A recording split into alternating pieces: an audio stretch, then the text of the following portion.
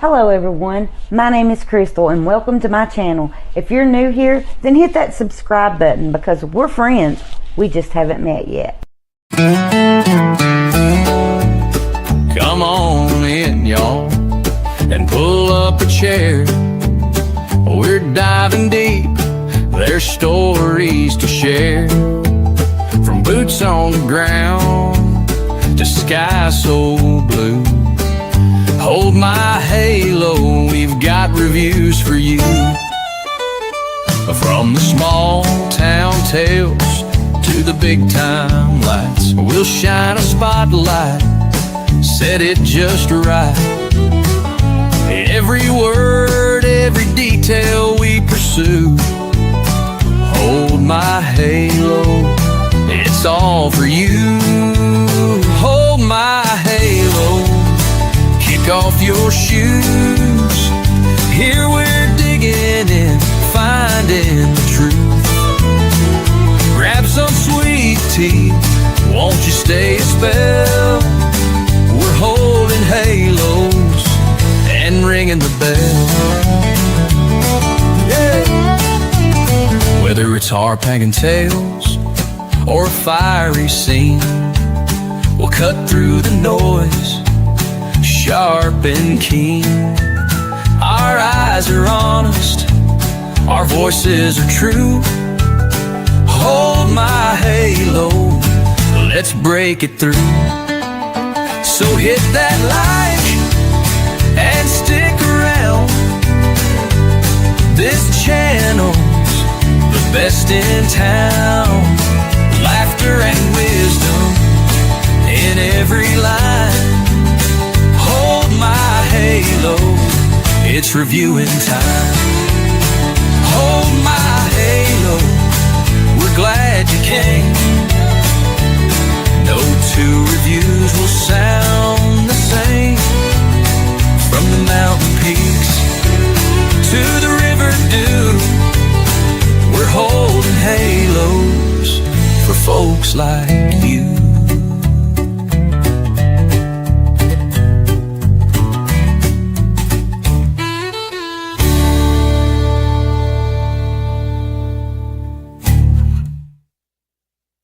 Hold my halo, we're glad you came. No two reviews will sound the same. From the mountain peaks to the river dew, we're holding halos for folks like you.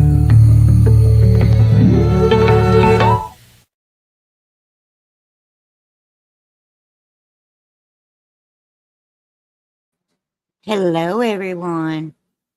Yeah, I know it's a little bit confusing, but let me explain. I honestly thought that I clicked on my backup channel when I created this live, and I didn't. And just to be honest with you, I was way too lazy to go back and do every bit of that again. But as you can tell, I am actually wanting to review some of my favorite, reaction channels.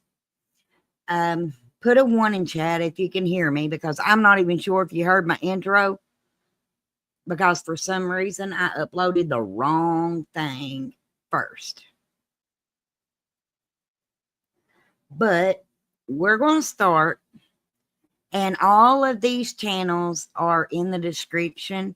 I want to encourage you all to go and check them out. If you want just a little break from these YouTube streets, since I am on Cold Case Crystal channel and not Hold My Halo channel. But if you want a little break, these guys will crack you up. I absolutely love watching their reactions. A lot of times 2 reactions, if I'm being they're reacting to other people. But let's get started here. The first one is the title of the video is Brit reacts to 7 things Americans do that Europeans don't understand. And this is, I know him by Lewis, but it's L3 L3GW or WG. The description's in the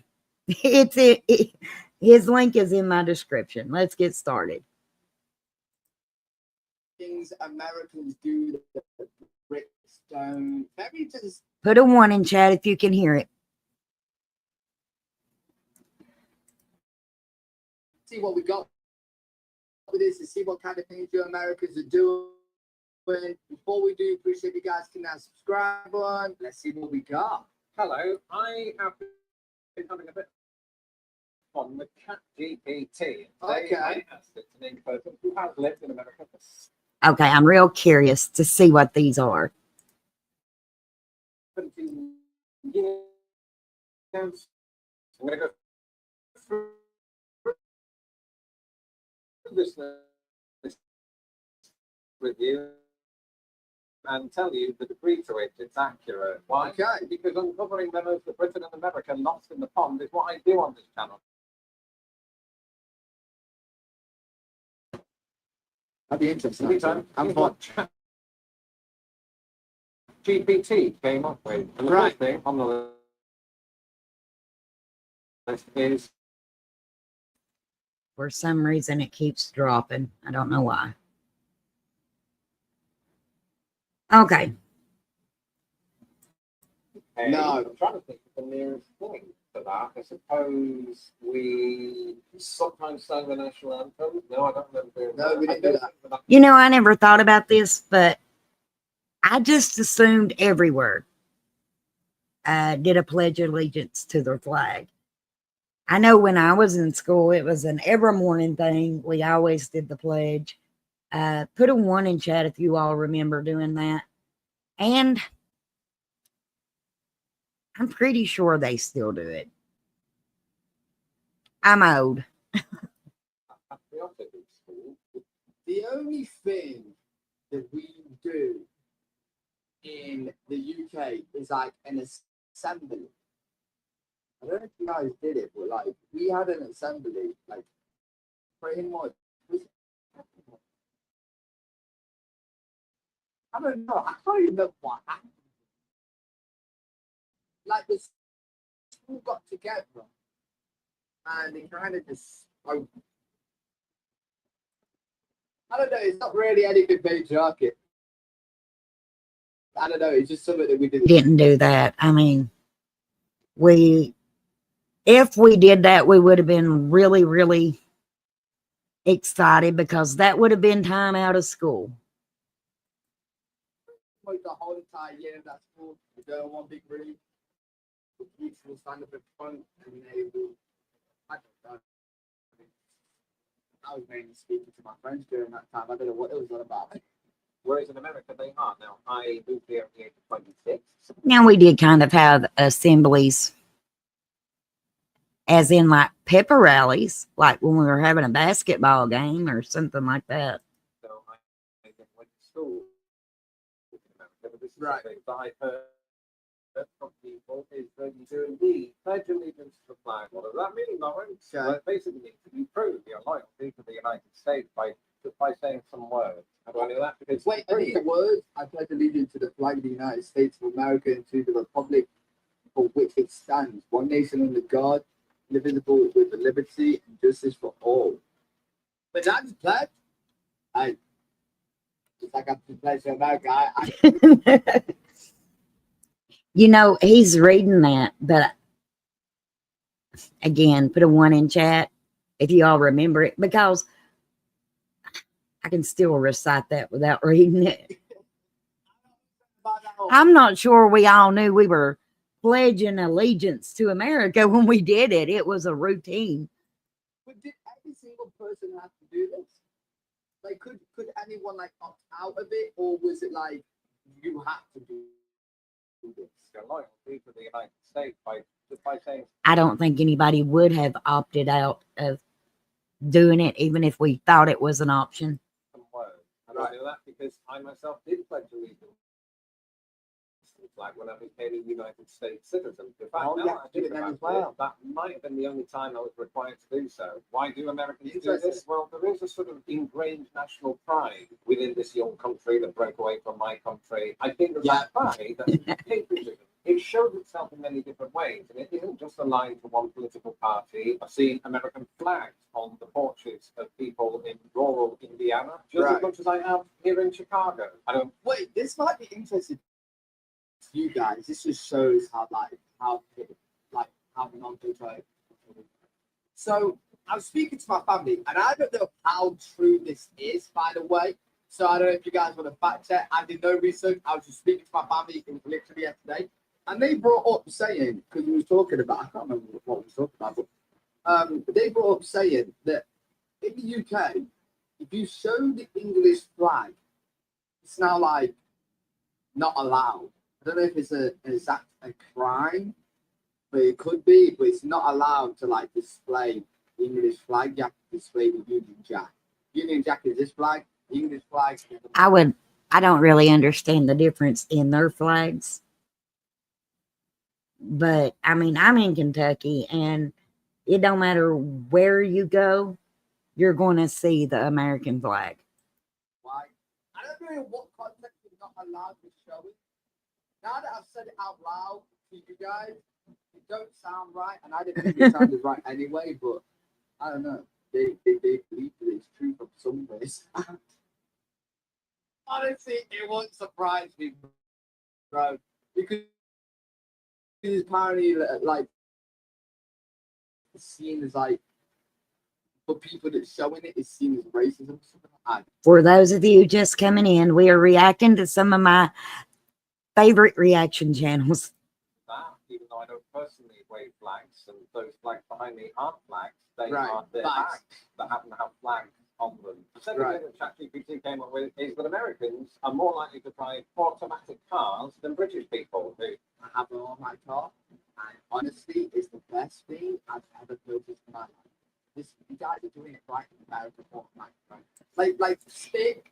I don't know. You all can let me know in the chat. Do you believe this? Because I know, for instance, my vehicle is an automatic. My husband's vehicle is a standard. He would way rather drive stick shifts than an automatic. And he drives a semi as well. And even with those, he would rather drive well, we call it standard, but or that's what we call it in Kentucky, a stick shift. You guys call it stick. Stick, right? We just call it gear stick. But gear stick is like, I understand if you like it, you're more into cars and like you like to more. You got that control. You know what I'm saying? You can feel it. You do whatever you want with it, right? But like, oh my, it's just so easy. You just sit back, relax. We prefer to use manual. This is true. Growing up, most of the cars that my dad had the gear stick, and I noticed that for a movie, most UK cars are a common feature of cars. In fact, sometimes I've had conversations with Americans who see driving a stick, as they call it, being something they prefer not to do, given the choice. Now, Right, yeah, me too now. But it seems that there are a number of valid reasons. Now I can drive both, but I would rather drive a manual. That Britain does manual and America does automatic. In Really? America, you've got longer distances to travel, generally speaking, so it's nice to just have that kind of. I just messed that up. I would rather drive an automatic than manual. See, I'm just used to staying standard or stick. Transmission. And I'll tell you something right now. And this is the thing with gears in automatic. Ever since I've had my automatic car, I don't mind. Like it was a pain driving around in my car. I hate, like I've told you guys before, I hate driving. Ever since I've got my automatic car, like I'd still rather not drive. I'll just prefer to stay in my room, but I enjoy it a bit more. It's like a little bit more like relaxing, chill. Because all you gotta do is put your foot down and sit. But before you gotta do a whole load of other business, you know what I'm saying? So like, yeah, automatic, I definitely do enjoy it more than gears. And there's a perception here For sure. of a higher frequency of traffic lights / stop lights, and so driving manual would be a pain in the arse. And it's Yeah, like you guys manual will go in. are cheaper, they were more fuel efficient, which is important in Britain, where the cost of fuel is greatly higher than it is in the United States. Look at that. $40 gig in America, $7 for a gig in the UK. We're getting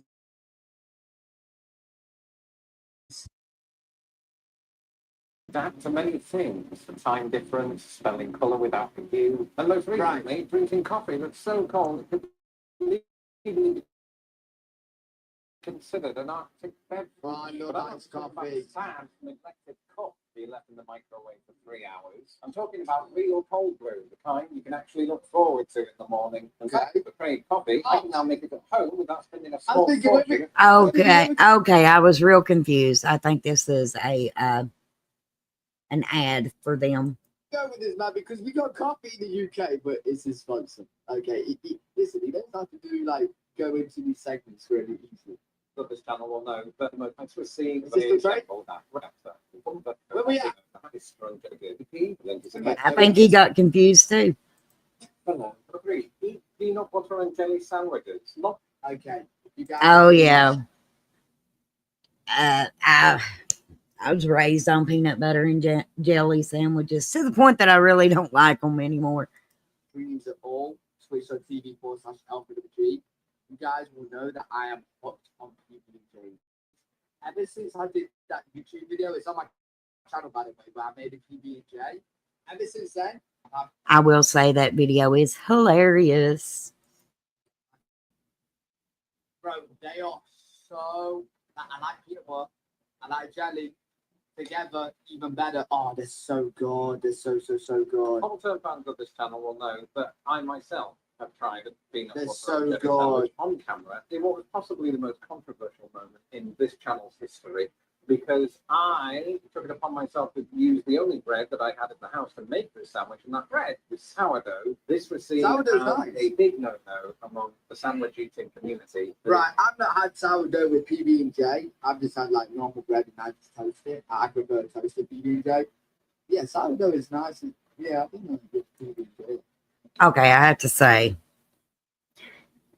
sourdough with peanut butter and jelly, and I could be wrong about this, but nothing about that seems right. And also about the peanut butter and jelly sandwiches in the South, we call that the poor man sandwich. It was something that parents, when I was growing up, could just slap together and hold you over until supper was finished. It was quick. It was cheap. So I think that's the reason we eat so many of them. I don't know a kid I went to school that packed their lunch that didn't have a peanut butter and jelly sandwich in it. Hey, flies. I don't know about sourdough, but I love PB&J on white bread. Me too. The United States of America, and I got into big trouble for doing that. Oh, really? Basically, a peanut butter and a jelly sandwich is exactly as it sounds. Except jelly, I should clarify for my It's not British that viewers, jelly. is not jello. Most definitely not that jelly. But another guy that we're going to watch in one of his other videos, not the one we're going to see today or tonight rather, but he actually got real confused and used jello with peanut butter, and the whole time I'm screaming at my screen, oh my goodness, you're that ain't it, that ain't it, that ain't it. But then he acted like it was good, and I just know that wasn't right. It's something that closely resembles jam. Do I That's so like it? good. Well, I do now, but it took me a while to come to terms with that fact. Because I think when Really? But now, come on. Yeah, grape or strawberry. I love blackberry and strawberry jam. I do too. Now, but I have to say, on peanut butter, Flies, I think I like the grape better. Yes, it was Jello. It was Jello.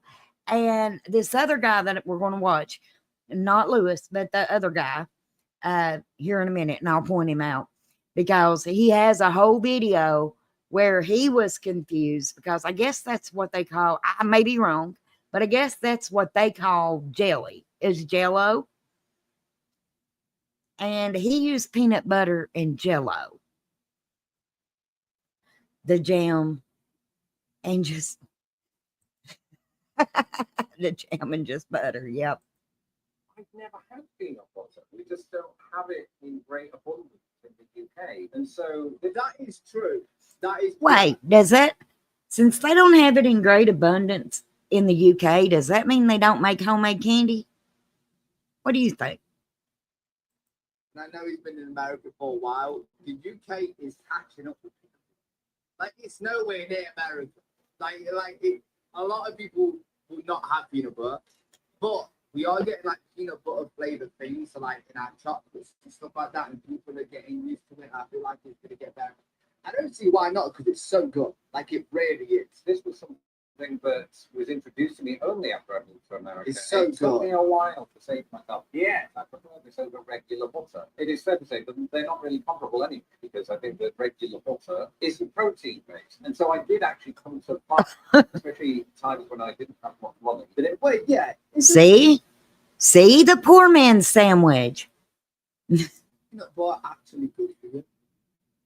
So a PBJ sandwich is healthy. Is it, or should we just keep telling ourselves that? I don't know. But peanut butter is good for you, right? it's made for a very quick, easy meal. Sometimes I won't even put the jelly on it. I would just have peanut butter on bread. Oh my goodness. How many times has his tongue stuck to the top of his mouth? That would be dry. You got to have something to drink with that.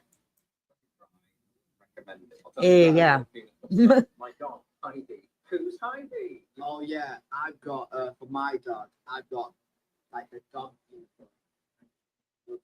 Absolutely loves it. My new dog, it's Arthur's new sister. A lot of American dog owners use peanut butter in order to get their pets to consume medicine. Oh, really? Been spayed, so she's on gabapentin. Smart. I'm not And cheese works too. really sure she knows it. She's just excited about that. Number 4, Americans call the ground floor the first floor. Why did they do that? Okay, yeah. Well, when you stop and Because it's the first floor. I mean, it's the first floor you come into. Why would you not call it that? Have you Flies ever been in a elevator and maybe it say Grant? Wait a minute. Now, some elevators that we get in just has the G, which is for ground. But that's, I'm going to get myself confused if I ain't careful. But ain't that still the first floor? I'm going with my thought. First floor. what we call the ground floor. See, I actually agree with America on this, the ground floor being the first floor. I think we should just scrap the ground floor in the UK. Because, like, if someone says to me, I'm on the first floor. Yes. Yes, Flies. Ground and B. Or 1 and then 2. It's either one or the other. But it's never like ground and then first floor.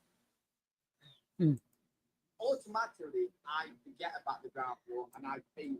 Do you know how lost I would get if it was both? That's the second floor. And actually, I've been to places, especially in like Spain and stuff, where I've genuinely got confused where they're at. And they said I'm on floor 1. I'm like, okay, is this the ground floor, the first floor? Where we at, bro? I think we should potentially just scrap the ground floor. Get rid Also, the first floor. It's the first floor you enter, you walk in. It just happens to be on the ground. This is the situation for I think both Brits and Americans. Except in Britain, when you get to what Americans refer to as the second floor, we That's refer to floor that as the three. first floor. So Oh wait, yeah. Oh wait, yeah, the opposite. So second floor for America is our first floor. Yeah, that's weird. That's weird, but technically it's fine. It's weird. first floor that you get to in the elevator, I might be trying to justify British logic. I can't justify. Ground would be the basement, then first, etc. Never seen it all mean the same. Yeah, me either, Flies. Me either.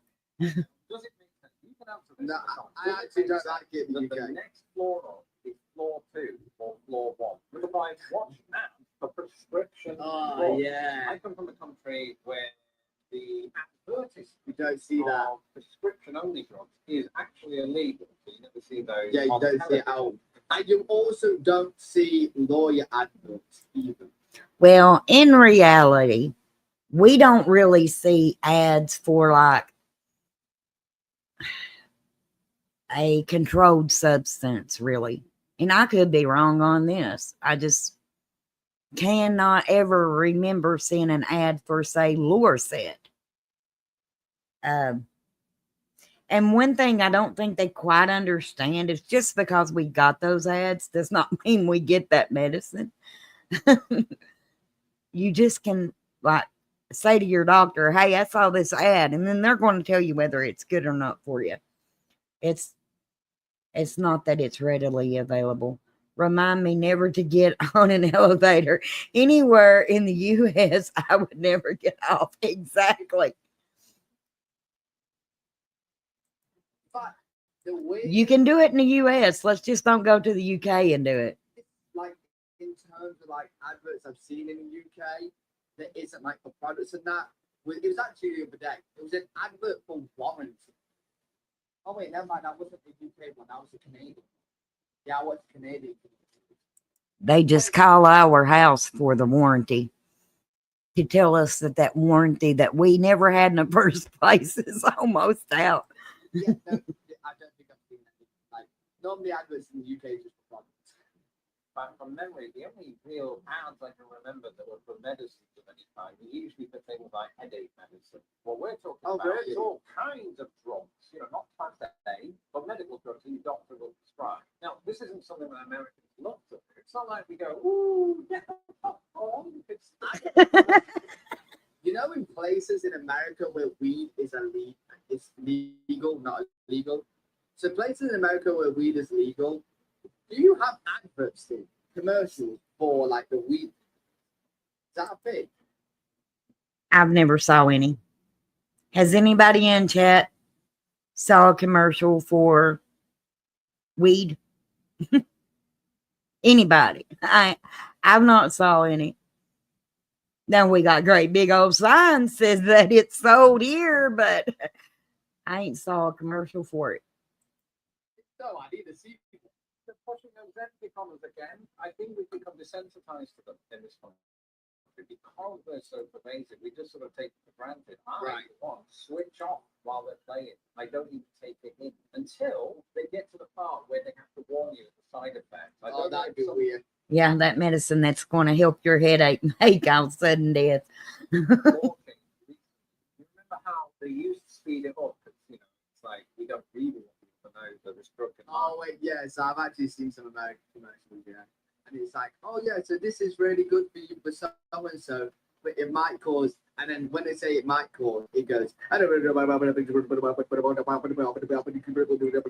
Exactly. Sounding like an auctioneer. And you might end up getting very in hospital. I mean, let's get through. Okay, I just noticed something that they do that we don't. Now, like he said, you might just end up in hospital. We would say in the hospital.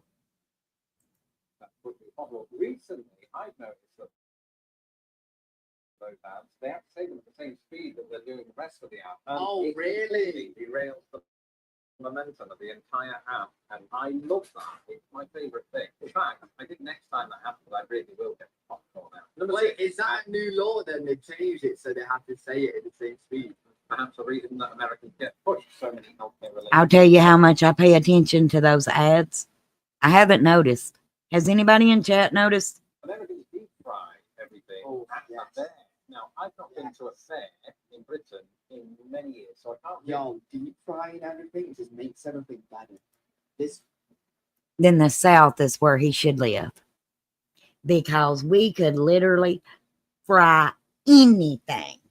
Flies you from the South too, honey. I know you know what I'm talking about. You haven't noticed the ads either.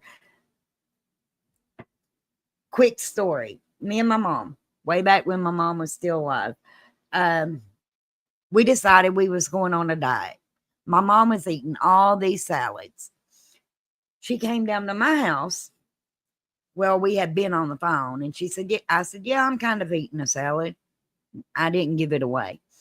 She ends up coming down to my house, and I was deep frying cauliflower and fried green tomatoes. And she said, girl, that is not a salad. You are cheating. But yeah, we could fry everything. so you got food you like anything, and all you're doing is making it more functional. You're just making it better. really remember if this is something that happens there or not. and whether Right. or not ChatGPT is lying. All I can remember about 30 Hello, Doodlebug.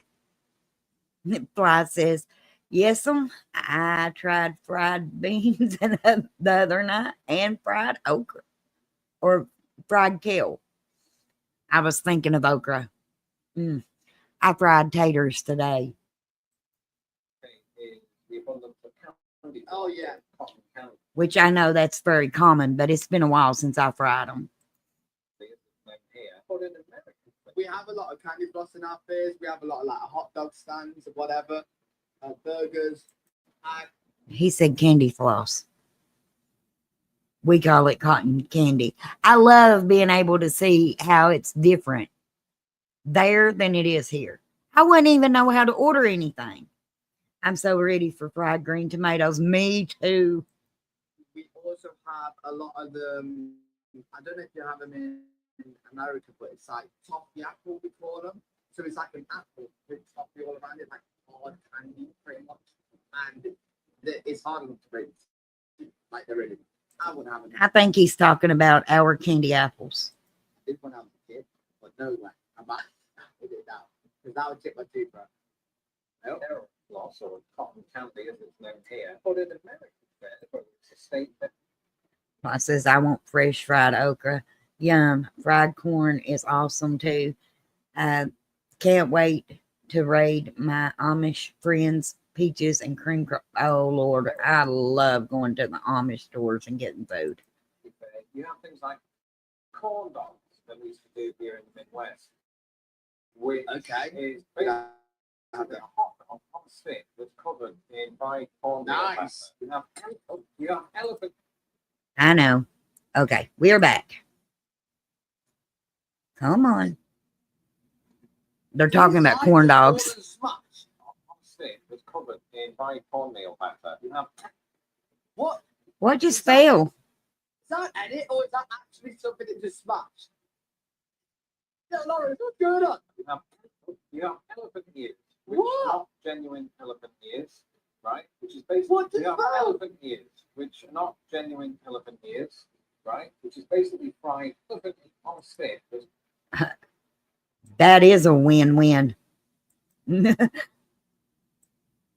I tell you what, that's what I need to do. You have Looks like it. which are not genuine elephant ears. I thought they Right? were. It's basically fried dough and just lots of stuff like that. And I don't personally like it. You know, it's obviously a one-off occasion. It's not like you're going to do this every day. The thing is, Right. these fairs tend to take place during summer months. And when it's really hot outside, I don't want something that's deep fried. I want something that's like refreshing. Like you have the apples. You probably deep Okay, fry makes those. sense. Okay. They are. Right. Funnel cakes and lemonade, y'all. Or blooming onions. Deep fried onions. Oh my God. I'm going to make myself hungry right here tonight. Guys, I saw the cutest little rainbow with crocheted fish. It was cute. Well, Probably I have. did a little bit of research because I was curious. Wait, yeah, let me know in the comments. What you would think would be the strangest thing type of food. So what's the strangest thing? I think I've probably named it. Deep fried. The strangest thing for him would probably be deep fried cauliflower,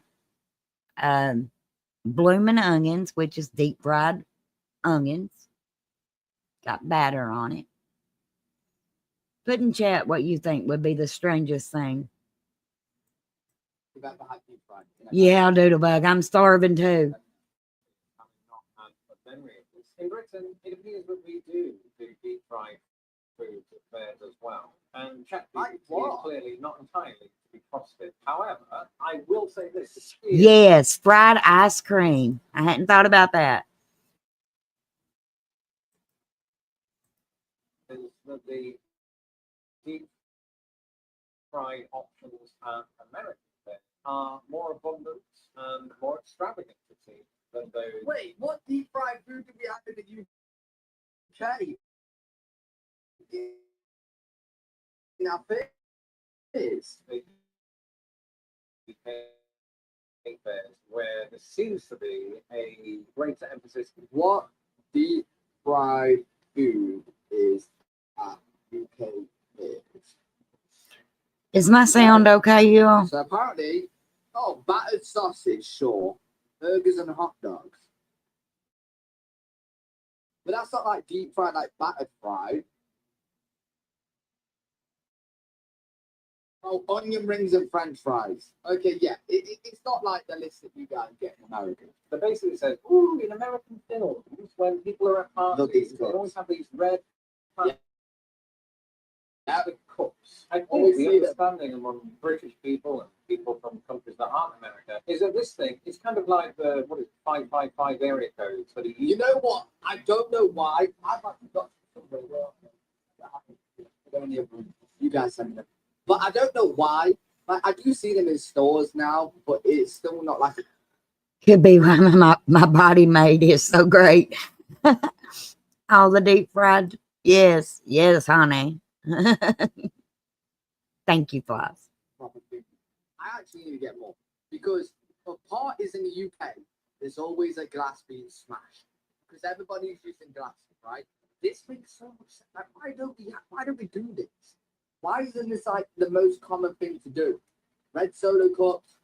In reality, I think Toby Keith brought the solo cups front and center with the song. Yeah, and we use them at parties, but that's because they're easy to throw away. But put a 1 in chat if you have a solo cup in your cabinet, because I know I do, just simply because it's easier to give the kids something. I mean, I don't have to wash a glass afterwards. I just throw it away. You don't have any soda cups, right? You know what I'm saying? But like everybody's drinking from them, they're not smashing the glasses. Every party, a glass used in film, but not in real life. Absolutely. Americans use red Solo cups in real life. Right. Something that caused a lot of amazement, astonishment among British people. Now the song's running in my head. I lost sleep over when I lived in Britain and then moved to America. Wait, I don't think I even made that observation. no, but it does make sense. So like you just get advantage. Like the main reason is so that you don't smash glasses. You know what I'm saying? That's probably the biggest reason.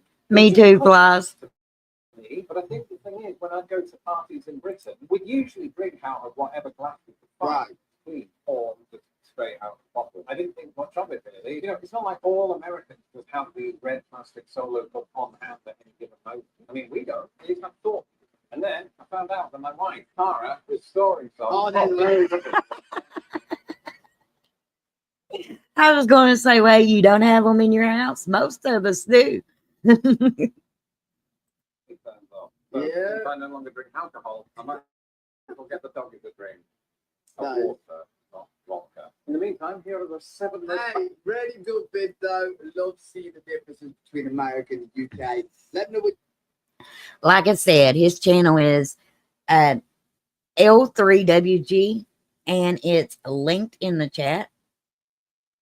Our next one this is just three of my favorite reaction channels, you all. You know what I have a problem with? Will like this video because it's British millennial reacts to why American Gen X ruled. Now, I am Gen X. Most of my chat I know is Gen X. So let's watch this. About 15 years previous, growing up in the 70s, 80s, from my And before we get into this video, this is the reactor that used Jell-O on his peanut butter sandwich, thinking that that was what he was supposed to use. He later found out and did another video using the right jelly, but it was funny. Oh, yes. They just don't make them like us no more, do they? point of view, it looked like it was probably the best era to grow up in. I'm happy with the 90s, ain't gonna lie. Thank God I'm not growing up today, because today's society growing up is fucked. Why 70s and 80s kids rule? The ultimate guide by Aaron Morgan. This is what it was like to grow up in the 70s and 80s. We didn't even need sunscreen. We just laid out on giant sheets of aluminum foil with baby oil and iodine. And let's don't forget that we put pure butter on our skin when we did lay out in the sun. Maybe not on aluminum foil, but definitely on tin. I can remember climbing onto the top of the house to lay out in the sun because I thought the tin would make me darker. I know I'm not the only one in chat that did that. Put a 1 if you remember it. You know, can I just say that my dad obviously doesn't use sunscreen, so maybe this is true. He wasn't born in the 70s or 80s, he was born in the 50s. But maybe, are you guys trying to tell me nobody wore sunscreen, man? Buy a Tropic Red Label. We put our chairs up on the roof to get higher to the sun. See, she had done it. Flies did it. Yes. Not only do we deep fry our food in the South, we deep fried ourselves. And we only turned over when the radio station told us to. Right? That's true too. 3 songs in, it was time to turn over. We grew up in the way back seat of our mom's station wagon. Just Yeah, I want you guys to know if you can relate there. It's obviously this is going to be some sort of stand-up thing. I've never heard of this woman before, but I think this is going to be good.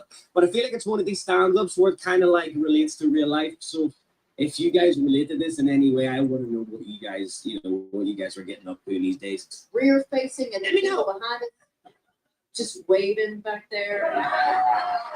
Waving. In Homewood Hills, our mom's station wagons were just aircraft carriers, just driving around there, launching kids left and right throughout the neighborhood. We had 12 kids in our carpool. 12 kids, 5 families, the Tillmans, the Barbers, the Kemps, and the Fowlers and us. 5 families. Nobody wore a seatbelt. Wait a minute. On top of that, I would also like to add that as a kid, I can remember being in the back of a truck, in the bed of the truck, going 200 miles, and not one time did they have to worry about us falling out on the road. Now, nowadays, it would be a disaster. It would be a disaster. I'm not sure these kids can do it. I'm pretty sure they would end up at some time falling off the back of the truck.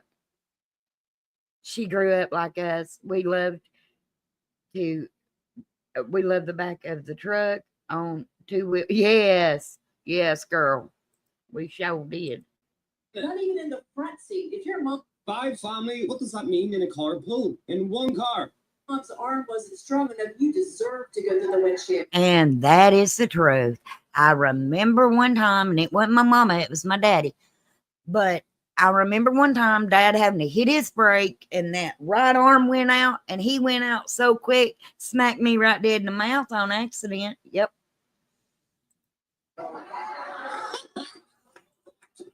Nobody cared. Back then, we didn't have helicopter parents. In What's fact, we had the opposite. What's a helicopter parent? A helicopter parent is a parent that is constantly looking over their children. Gen X did not have that. We absolutely did not. What we had was those parents that said in or out. And when you went out, you didn't come back in until it was becoming nighttime. You got hurt, you figured it out. If you wasn't bleeding, you didn't come crying. We had Home Depot parents. I can help you, but there's no one around. Well, that's true. You're on your own. I mean, let's face it, we tried to kill each other when we were kids. And nobody told on each other. Spare the rod, spoil the child. It is our motto. So we knew, but yes. This is Home Depot. That should be. If I heard that one time, I heard it 100. Spare the rod, spoil the child, and I love you, which meant every one of us. Or if the right one don't get you, the left one will, which means all y'all getting a whooping. I don't know who done it, so everybody's getting whipped for this. Do you need a skill saw? There's only one left at the whole store, and it's way there. So just grab yourself one of those rolling staircases, my friend, and crawl up there, get it yourself. But don't pull it over and cut your arm off, because no one will take you to the hospital. Here's what you get: suck it up, blow on it, Yo! walk it off. Put dirt in it. So even when I was growing up, I was just told to walk it off, you'd be all right. This is about Rub dirt on it. Have you all heard that one? It's 1,000 wonders we didn't have a limb rot off from infection. that should be. Nowadays, I don't even want to talk about it, man. Rub some dirt on it, bleed over the sink. Back in our day. My Yeah. mom's favorite was don't bleed on the shack carpets. Yeah. Heard that Yeah. one. And how about this one? Let the dog lick it, it'll heal faster. Now, I believe that. I'm sorry, but I believe that. Have you ever noticed that your dog comes and will lick on every little sore on your leg? Just me? Okay. Yo, I'm not gonna lie, my mom said that to me before, bro, whenever I was growing up and I cut my knee a couple of times. Dog, if the dog licks it, it'll heal it. I swear to God, I've definitely heard that before. You guys have Dogs have an antibiotic in their saliva. That's what I've always heard.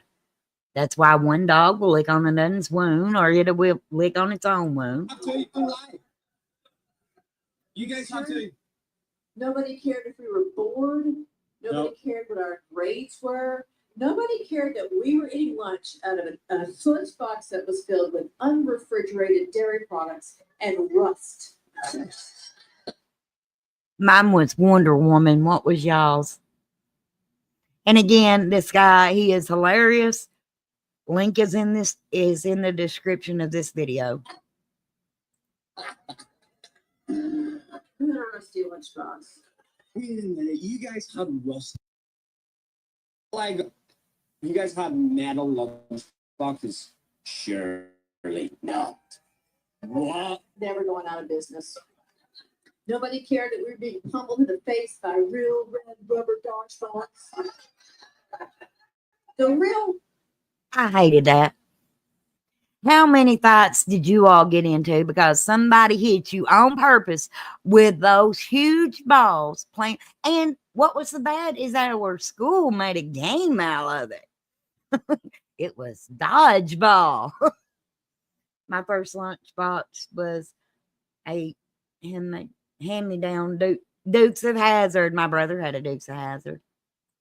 red rubber, not the little foamy baby ones they have now. Coach Mike's PE class. You could smell the rubber coming at you.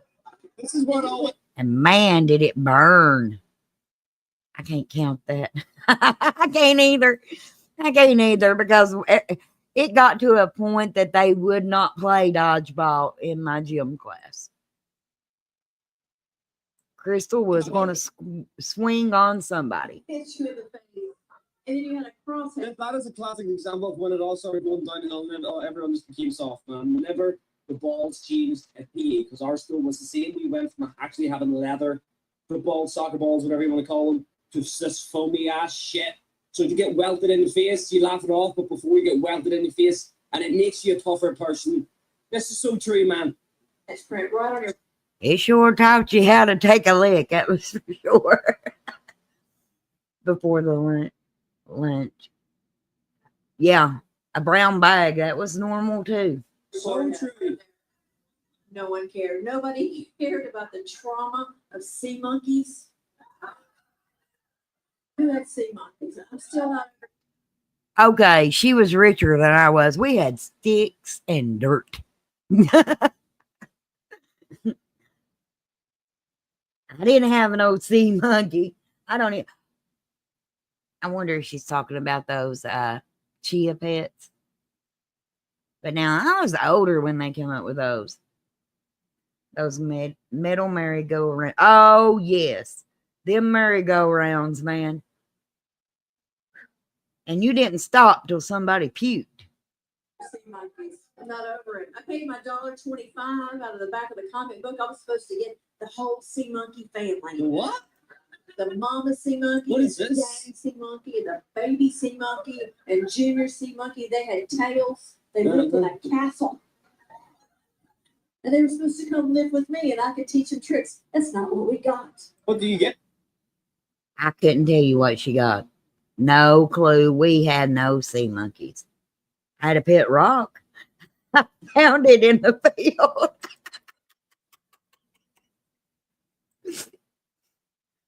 Yes, I had a backer stick.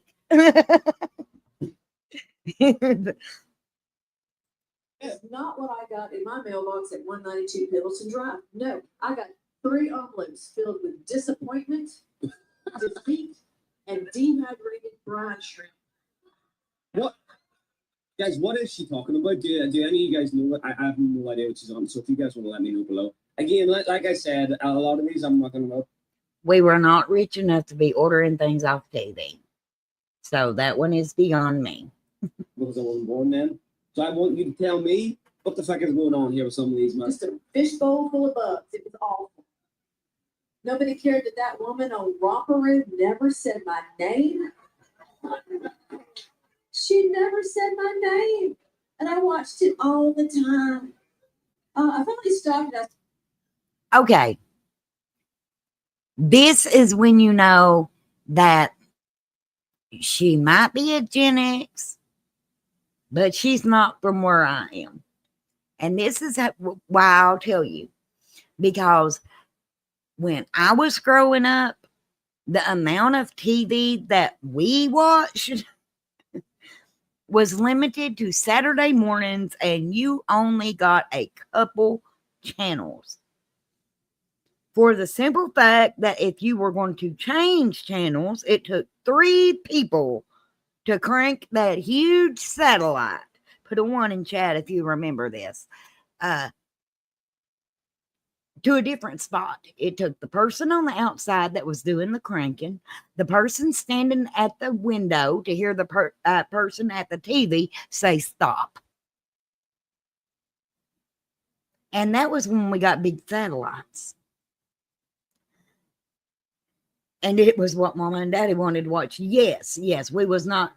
I mean, with the exception of Saturday morning cartoons, which was the only time we got to watch cartoons. And the majority of those did not speak, but somehow we understood what they were saying. Mama and Daddy chose what we got to watch. It was a family event when OJ was being chased, you all. started watching Officer Dawn and We all watched that. Dad and the Oogie Googie bag. It was much more fun.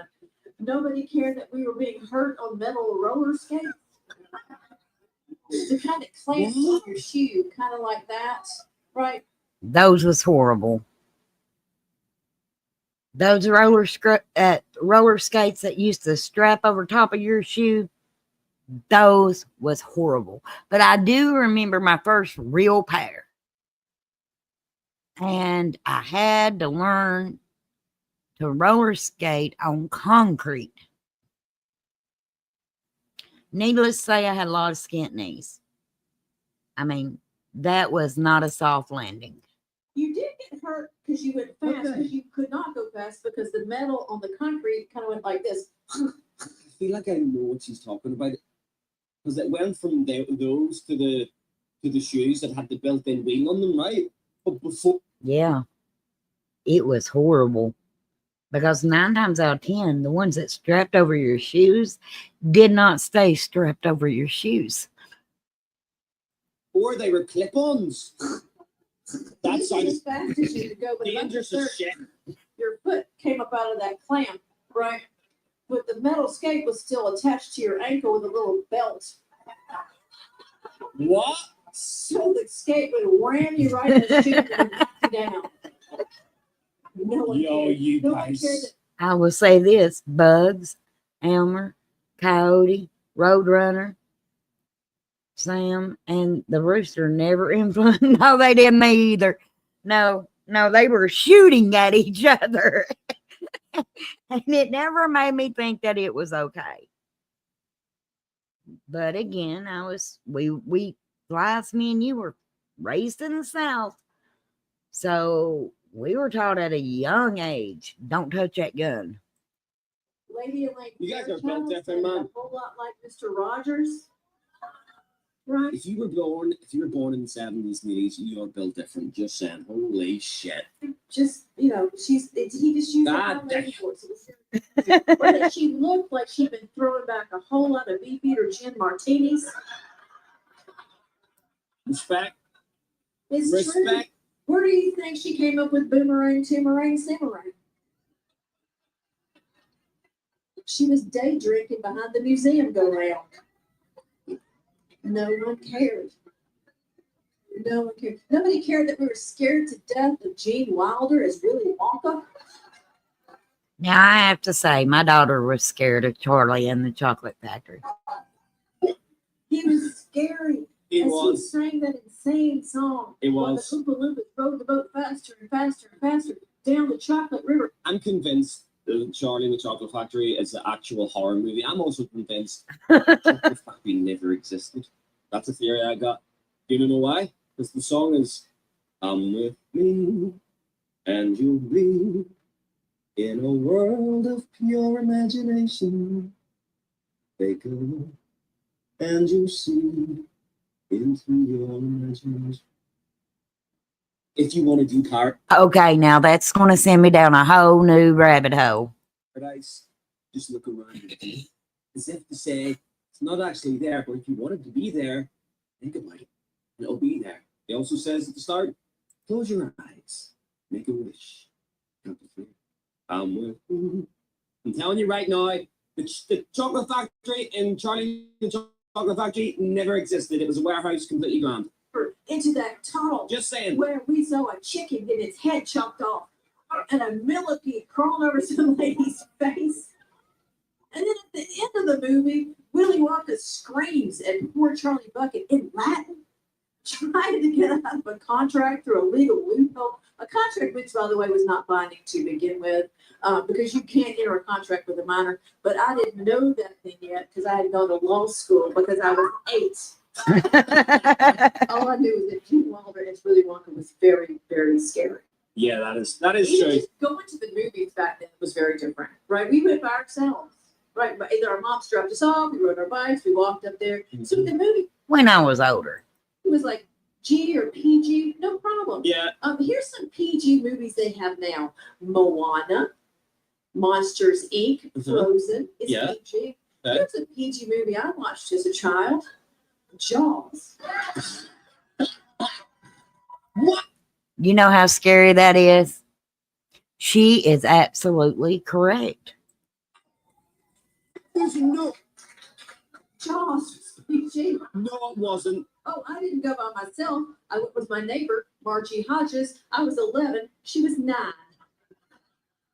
Jaws was a PG back in the My day. mother's just dropped us off What at the the- beach with cinemas. Right, with $5 and said, have a great afternoon. What the flip? You know, since I am doing this on my Code Case Crystal channel, she makes a really good point there. Our parents did drop us off and pick us back up, and nobody had to worry about us going missing.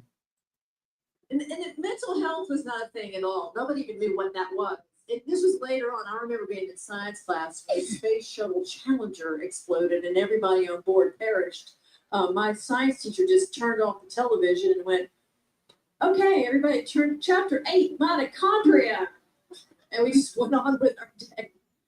Nobody came to our athletic practices. Nobody brought sliced oranges. And certainly no one was creating Yo. a play date for us. And you know what? You know what? See, watching videos like this, like it actually just goes to show how soft the world has become, right? Like there's no beating around the bush. And I've said it before, I'll say it again. Today's society is the softest ass bunch of people I've ever seen, man. It's as if I would have to agree 100%. 100%. I'd have to agree with that statement. people who are get on with their day and daily life right now want to be offended by things. Like they look for things to be offended by. Instead of just saying, "Feel what, fuck it, we're all gonna die soon." Just have a bit of fucking fun, man. That's right. At 8 o'clock in the morning, here's how my mom did a play date. Y'all go outside and play. Boom, she'd lock the door. That's what mine done. Which makes me wonder how this woman was watching so much TV. We were out there all day. We didn't have anything to eat. We didn't have anything to drink. We didn't have a juice box or any goldfish crackers. We were thirsty. Not We the drank out survival. of the powder. Yes, we drank from the water hose. And the water was hot, by the way. And what were we doing outside all day? Well, we You know, I'd be honest. I was a hose drinker too, man. A couple, we didn't have a hose at some point, so we just turned the tap on at the back. Get the mouth underneath that water, probably swimming in germs. But again, But we didn't get sick. I know y'all been you've drunk from a hose. No need to act like it's heaven. it made you who you were. It made you tougher. were trying to kill each other. We had Did you hear that? We were trying to kill each other. Did I not just say that just a few minutes ago? We did. And one time we wasn't trying to kill each other, we were eating dirt. And I know I'm not the only crazy person out here that somebody made a mud pie, somebody eat a mud pie. That's the way us cousins rolled. But now when we got in fights, we solved it ourselves. We didn't go running to parents. We'd have a knockdown, drag out, and then it would be over. rock fights. We had dirt clod fights. We had green pine cone fights. And we Yeah. had BB gun fights. Me and my 3 cousins used to go out and literally go to the construction yard and throw stones at each other. Just like stones, sometimes people get cracked in the head, blood everywhere. Right? We were shooting each other directly with BB guns. Our parents knew it and no one cared. Right? I do remember that. I do remember that. Maybe. They bought the BBs. See the end of the day. Did he come home at night? And on special Unharmed occasions, we would and run alive? off to run the candle It's all wars, good. and bottle rocket wars, and all my dad ever said was, "Don't shoot each other directly in the eye." Yeah. Yeah, my dad said that about sticks. Yeah, corn cob fights. You want to talk about some bruises? Get hit good with a corn cob. And it's even worse if you get hit with a ear of corn. You know, the corn cobs that still had the corn on them. Someday you might have to have an MRI. Mhm. We made Evil Knievel bike ramps out of plywood and cinder. Yes. Oh, I can remember doing that.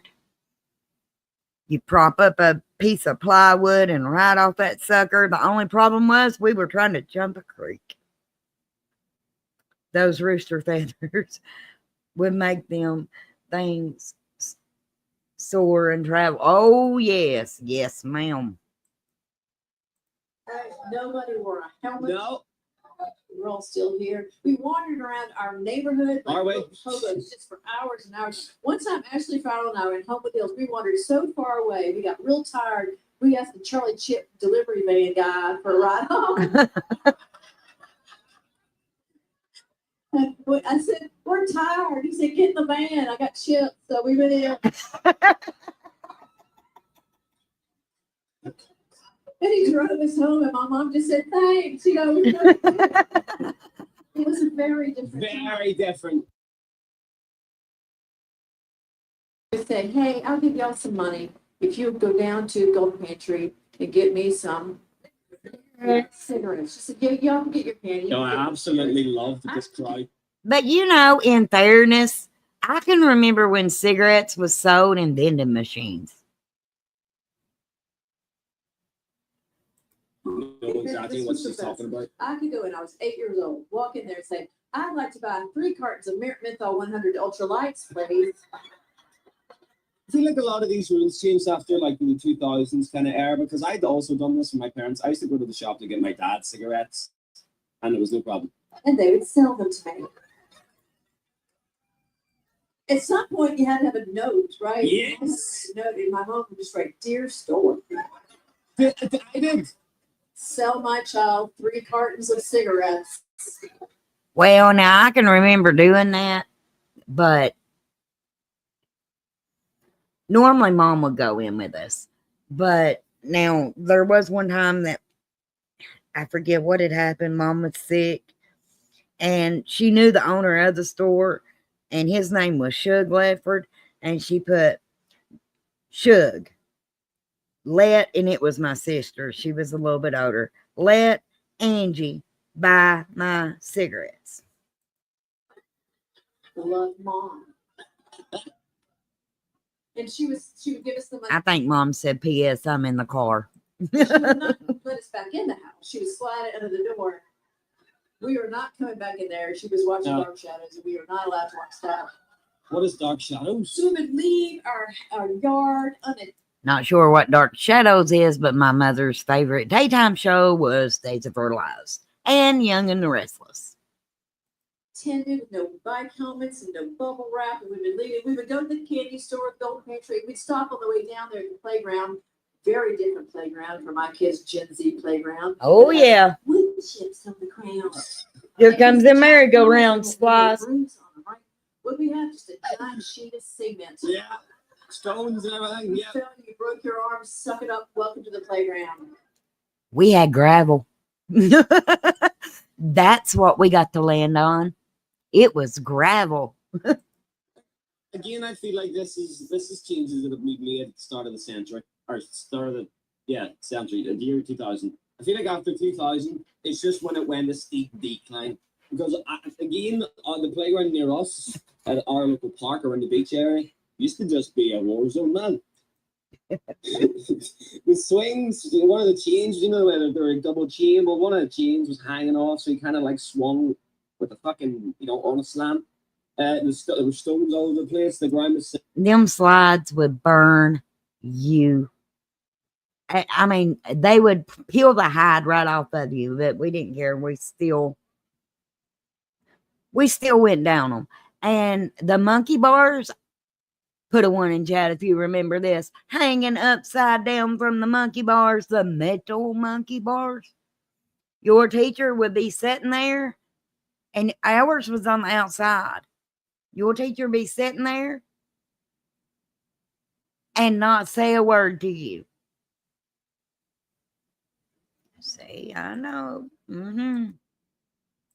it was cracked all over the place. So if you fell down, you're probably going to need to airlift it out.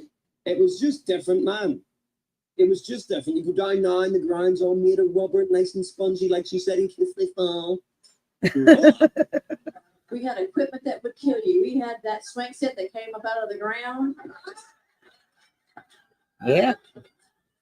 It would kill you. We had that merry-go-round thing. Yeah, oh my. I used to like, Run, you run, run and and there's jump always on. one friend that just didn't make it. Did you guys ever get on the merry-go-round, but one of your friends got in the middle of it and stood in the middle while you and the rest of your friends tried to spin it as fast as you could? You know, I remember being in the middle of one of those, man. We did that. Only we didn't stop till that friend threw up. And what was so bad is recess was always after lunch. So you always had that one person that wasn't holding down their lunch. Those things were huge. Yes, they was. You do, Floss? We did. I mean, somebody was throwing up every time. And I thought I was gone. I thought I was literally about to take off. They got like sucked into the rain hole somehow. Like, save yourself. With the spring horse thing, and it would go all the way to it hit the back of your head, and it would fling you forward, and you'd hit your face. Yeah. Hit your head. Hit your face. Our horsey part came off. We had a metal knob. Oh my God. Okay. Oh my God. And we had a slide that was so different. My kid's Gen Z slide is at an angle like that. Is it a little soft pile of wood chips? We all had that giant metal slide, just 90-degree angle. Just sat there, the sunshine.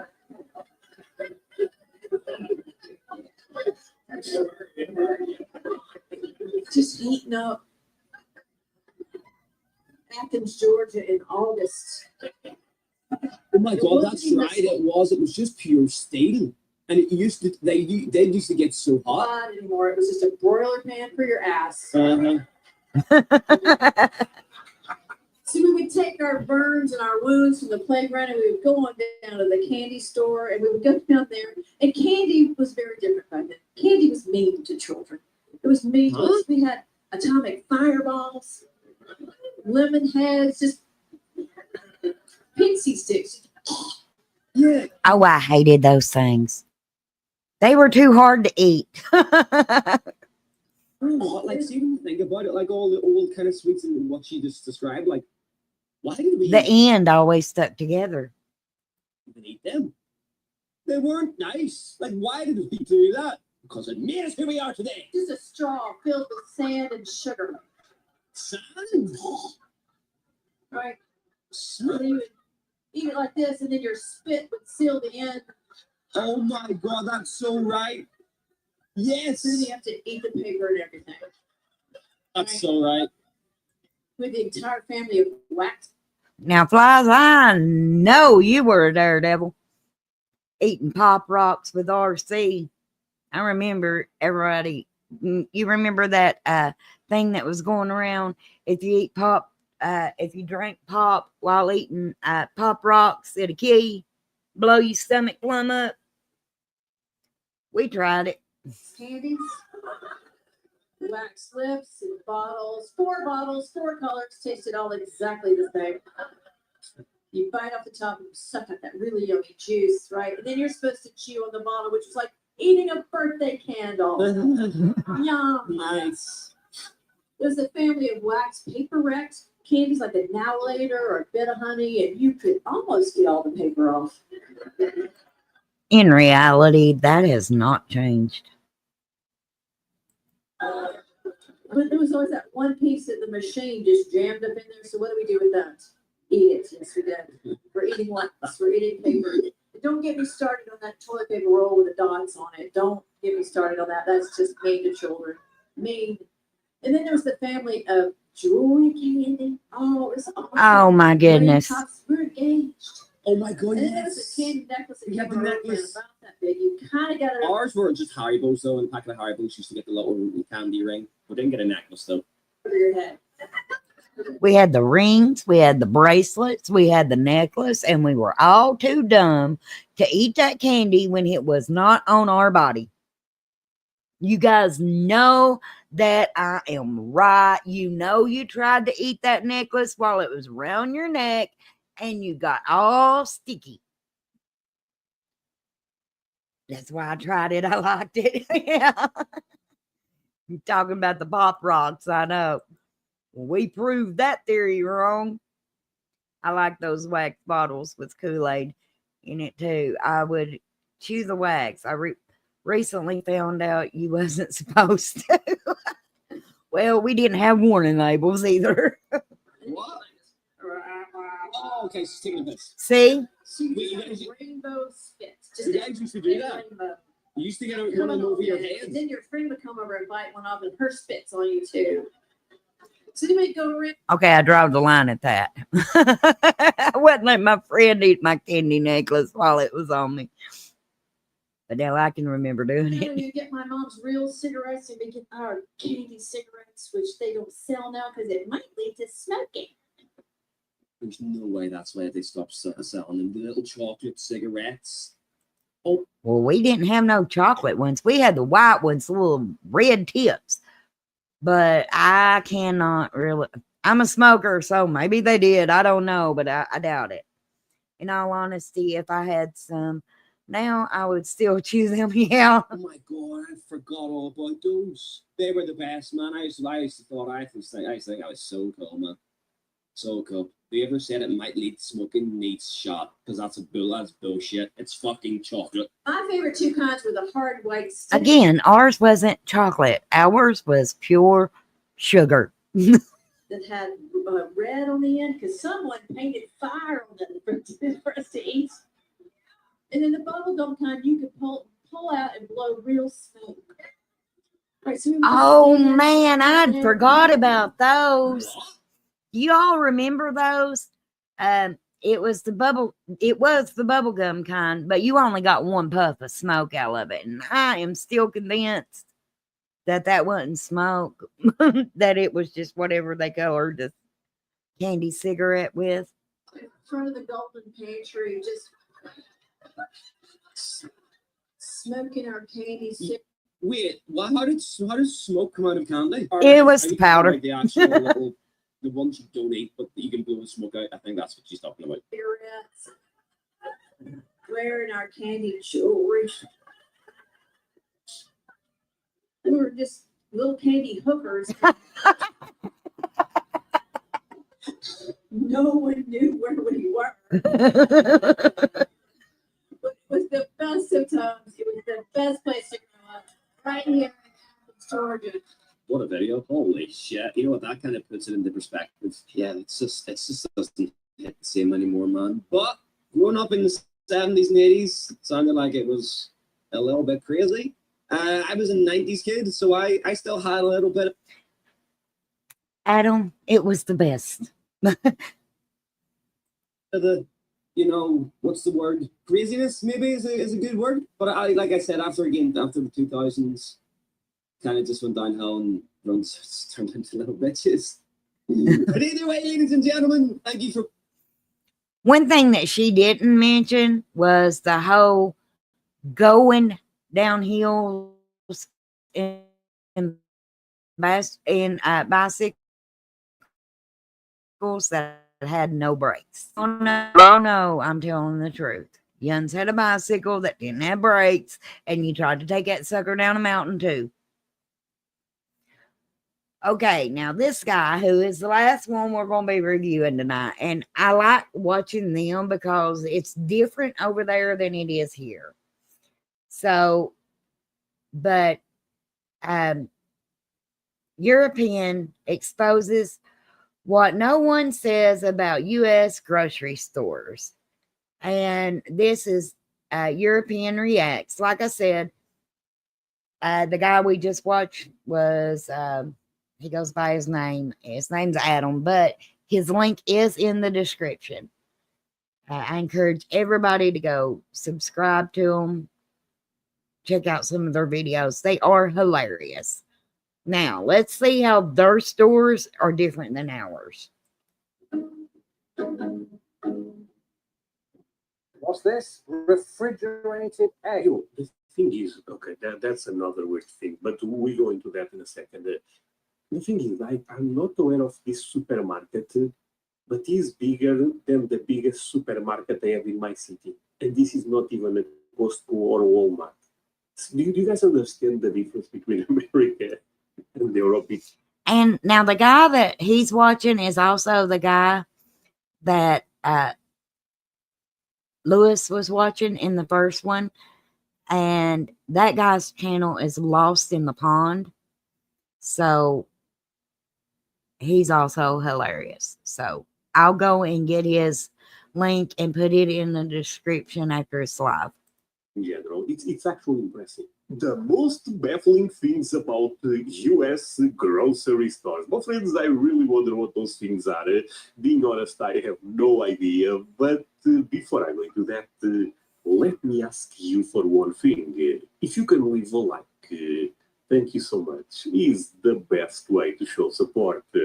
Now, if you can subscribe, well, in that case, forget about it. You make my day. Have that in consideration. Link for the original Durma description. And Hello, this year I have been doing a lot of videos devoted to trying American food for the first time. This video is sponsored by SimpliSafe. After all, there's no safe like SimpliSafe. And something that you don't really see in those videos is the fact that we have to go and get the ingredients from a supermarket. I have two missions on this mission. Actually, I really wonder what supermarket. I'm gonna guess Walmart. And a question to all of you, my friends. Here in Portugal, supermarkets do very well. Small grocery stores, they struggle a bit. Is the same in America? Because I know Walmart, Costco, all of those are huge, but I wonder if there is space for both type of business, if that makes sense. I was a meanie. One of my younger brothers loved popping wheelies. I loosened the boats. Oh my God, love. I don't know about you all, but he just asked what was our favorite supermarket to go to. I'm going to say grocery store. I would have to say IGA and Save-A-Lot. And the reason I would rather go there than Walmart is because I don't like fighting the crowd.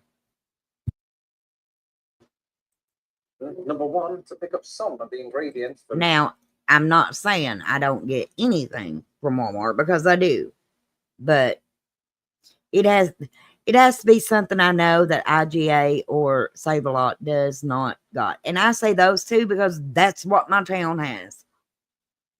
I live back in the boonies. Maryland crab cakes I'll be making in my next video. And number two, to show you some of the baffling things about American grocery stores. And just as we pull into the parking lot at Jewel-Osco, if you've not yet subscribed.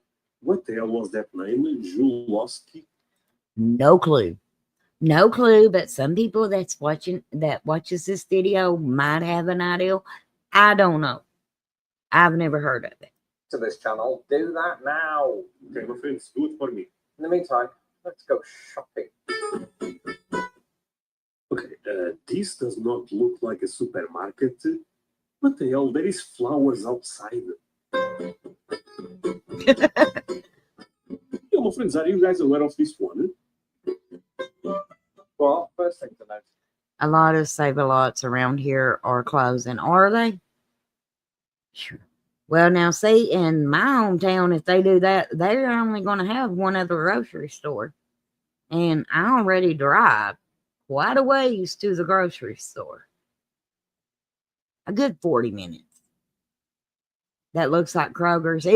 That's what I was thinking. I was thinking it looked like Kroger's, and it looks like, not Pick Pack. What's the other one?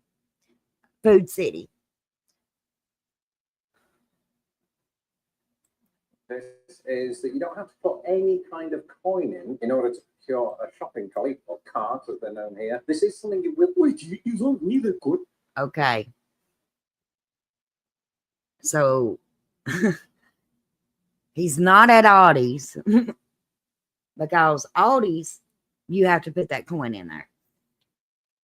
But I will also say you have to bring your own bags there. And I'm sorry, I'm not hunting up a bunch of bags to go to the grocery store. Not doing it. To pick the cart. Oh, that's crazy, my friends. Look, if that was a thing here, you'll see a lot of those in the parking lot. I'm gonna be honest. The coin is the thing that makes people to return debt. Well, you see a lot in the parking lot, but they have a little bitty things that you put them in, and then their workers come out and get them. Because they don't want to lose the coin. Okay, that's great. We'll see at Aldi, which is something that you see at Aldi around the world. But for the most part, American cards don't require it. In the UK, coin-operated trolleys are a bit more prevalent, with some supermarkets employing them and others not. Back in 2017, the Here, my friends, I don't even know a supermarket that you don't have to put the coin. All of them, you need the coin. these trolleys made the news when many of them were incapable of accepting Britain's new 12-sided pound. See, and flies, see, like Food City, yours is Food Lion, and we're both from Kentucky. I think that's one thing about the United States that I don't think some of the reactors, well, now I think they're catching on, but understood is no matter where you're at, it's going to be different. We've got different words that we use for things. I mean, let's be honest. We can go to some other states and not really understand what they're saying. And I guarantee you, matter of fact, I know about 90% of them don't understand me either. Coin, I just think about something. When we were in Britain, we were walking around one of the superstores out there, and I noticed these stools that I had forgotten about. They used to be in all of the grocery stores in England. They still are, it seems, and you don't see them as often in American grocery stores. What's that for?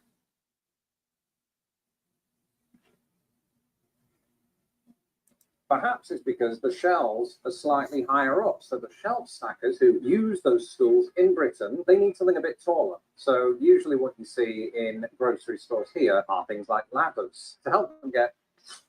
What? Okay, I was about. The time zones is what makes the different names. Yes, I that makes a lot of sense. But now I'm going to say around here, since a lot of stores get sued when people fall, you don't see ladders. Now, other states, I don't know. I know around here you do not see ladders. That's one of them occasions you gotta go find a worker if you're short. How to say, maybe Americans are a bit more tall than the UK people. I don't see those here. Even the other thing, the stool, yeah, that's not a thing. To those higher spaces, because as you can see, I'm a tall person, I can only just about touch that. And on the subject of size, it won't surprise anyone to learn that American supermarkets are generally bigger than their UK counterparts. I found this to be especially true at Walmart, whose retail spaces are so big. Oh my God, look at the size of this supermarket, my friends. I cannot see the end. They're not even supermarkets, but hypermarkets. A hypermarket combines a I've never heard it called a hypermarket. I've heard it called Walmart Supercenters. And again, my town's so small, we still got the other Walmart, just the regular old Walmart. supermarket with a department store, basically a one-stop shop for everything. However, it might surprise some to learn that Britain has its own hypermarket with the likes of Tesco Extra, usually found on the Tesco? Okay. outskirts of town. But Yeah. But I mean, they aren't just sitting around for customers, to my knowledge, to be able to use. said at 70,000 square feet, even these don't stack up to those Walmart supercenters, which average about 100,000 square feet.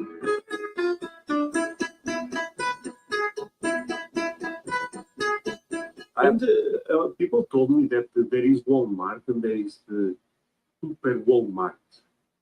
I assume the difference is one is much bigger than the other, but I don't know if it's really that different, because a normal Walmart is already so damn big. I wish you could. A Dollar General Market, they have like a full grocery store just like Walmart. Oh, really? See, ours don't. Now, our Walmart does have some aisles for groceries, but I have to go to the super center in the town over if I want to just do everything at one place. And if I'm being honest, even if I'm there, I don't do everything at the same place.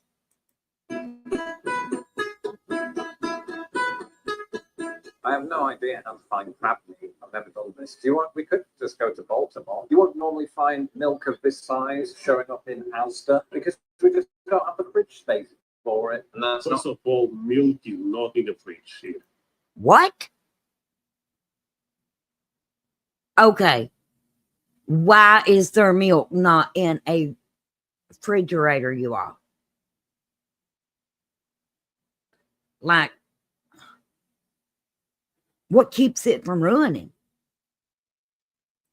Oh, the inclusion of preservatives as well as a different pasteurization method means that American milk actually lasts longer than British milk. So Americans can justify. Not out of the refrigerator, it don't. You leave that stuff out of the refrigerator, it's really going to ruin.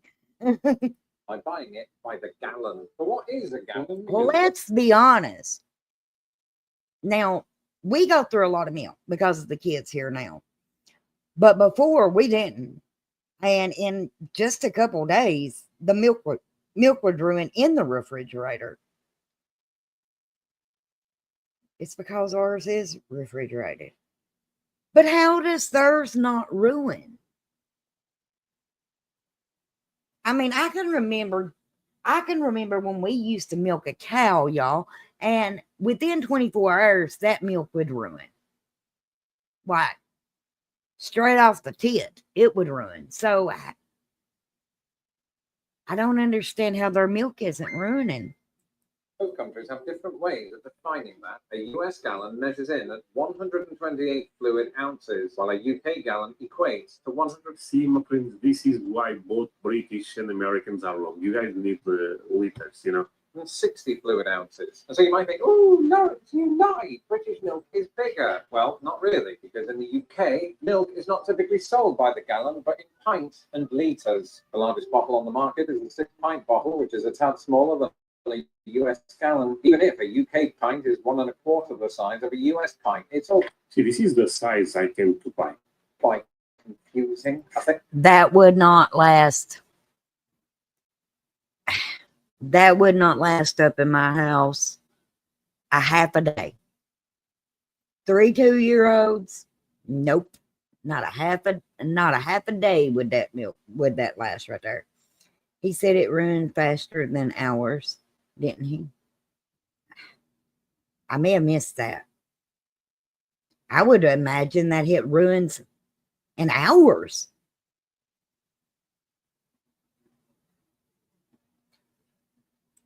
I think this will just about fit in our fridge. One thing you'll often notice in US grocery stores Yeah, I would too.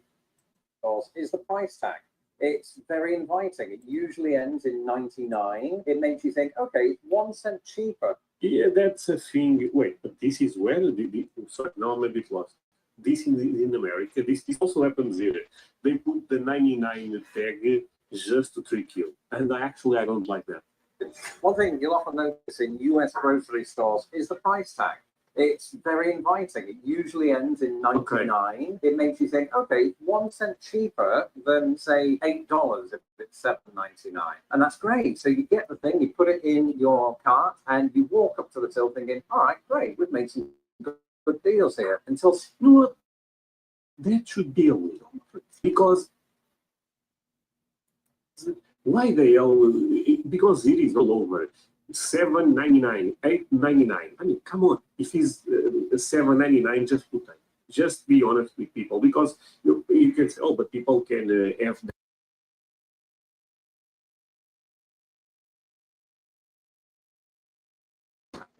in the US, sales tax is added at the point of purchase, and after 17 years living in the country, they're no longer Pat and Island. Okay. Correct me if I'm wrong, because I don't pay a lot of attention to my receipts. But regular groceries, did we start taxing those? I know we do sweets. I know that. And like soda, pop, whatever. But did we start taxing all groceries? Because I'm pretty sure we didn't. Again, I could be wrong. Because 9 times out of 10, when I'm in a grocery store, I got the kids. Oh, Tennessee does. See, that's what I'm saying. Different states, y'all. I know a lot of ours isn't taxed. Now, unless it's like I said, junk food or soda, pop. So having arrived here from a country where value-added tax is included in the price tag, it did briefly make me reconsider buying a ukulele when I barely had enough money to justify it in the first place. Oh my goodness.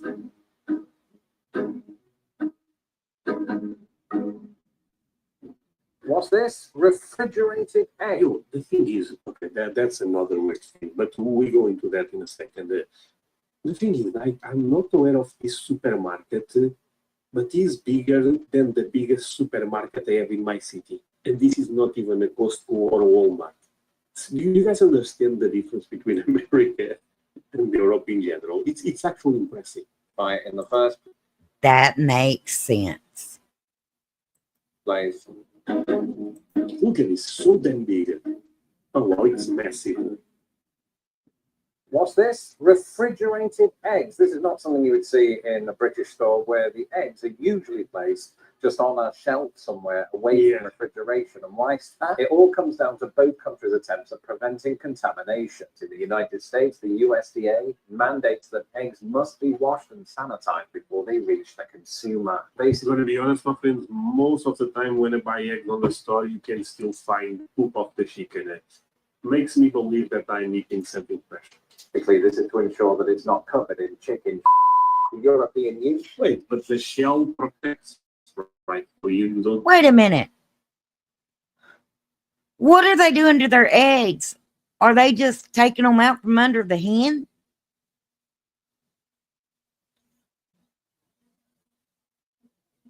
Didn't he just say that their eggs had chicken crap on it? Where our sales tax is 6 cents, theirs is 10. Those 4 pennies add up. Yes, they do. Now, okay, listen. I am a country girl. I have grown up eating fresh eggs. Even then, we washed our eggs, okay? But in their grocery store, does it still have crap on it? I mean, come on, let's all be honest. Union, on the other hand, says that Class A eggs must not be washed, which sounds mental, right? Except the EU believes that washing eggs can do more harm than good. And there's a couple of reasons. Really? When a hen lays an egg, she coats it in a cuticle in order to protect the egg against contamination once it pops out. Anyway, it's thought that washing eggs can result in the removal of this cuticle, making eggs vulnerable to pathogenic contamination. In America, the USDA requires producers to wash eggs in. Really? So their eggs look like this? Okay, now listen. Like I said, I've grown up with like laying hens, fresh eggs. I will say this, as an adult, I don't prefer those. And this is why. Because there was a lot of times growing up that we cracked open that egg and there would be a doodler inside. And my husband would say diddler.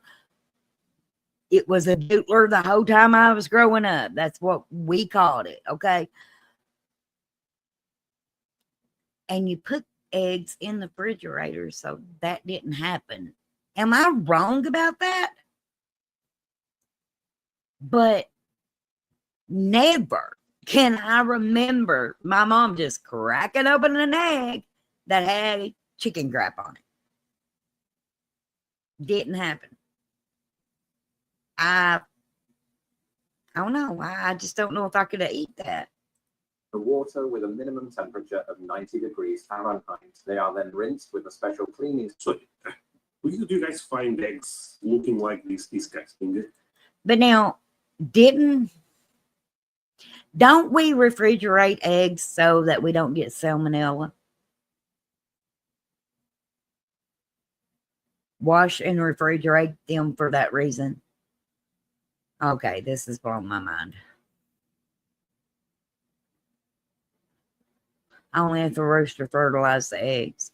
I washed mine before I use them. Well, I mean, yeah, and I mean, I know Mom probably did too, but I mean, I'm wondering if they don't wash them in the UK in the store, do they still have chicken crap on them? Do you see my point? Because, okay, in the supermarket, they don't look as this, but you can see marks of poop actually from time to Well, if I would have just done pause the video, I would have found my answer. I guess they still have marks of poop on them. time. Do you guys find that's disgusting? Because it's so normal to me. I know this may sound weird, but this is a big difference between America and Europe, the egg things, because I never saw eggs refrigerated, I never saw that. Water with a minimum temperature of 90 degrees Fahrenheit. They are then rinsed with a special cleaning spray with the intention of eradicating contamination and then dried. Not drying the eggs would mean that the resulting moisture could become a breeding ground for